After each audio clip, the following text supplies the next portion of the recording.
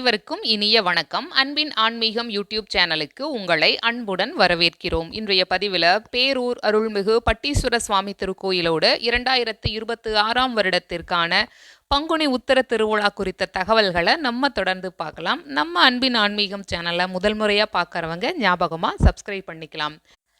பேரூர் பட்டீஸ்வர சுவாமி திருக்கோயிலுக்கு பல்வேறு சிறப்புகள் இருக்கு.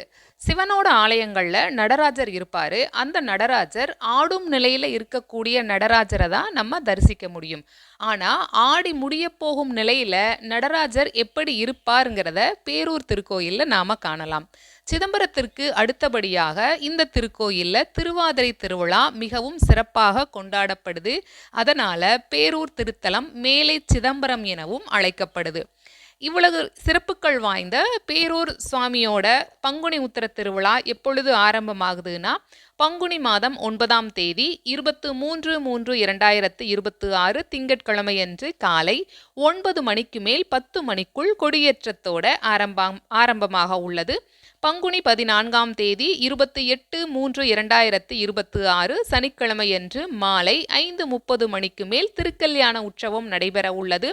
பங்குனி 15 29/3/2026 ஞாயிற்றுக்கிழமையன்று மாலை 4 மணிக்கு மேலாக திருத்தேர் வடம் பிடித்து தேரோட்டம் நடைபெற உள்ளது.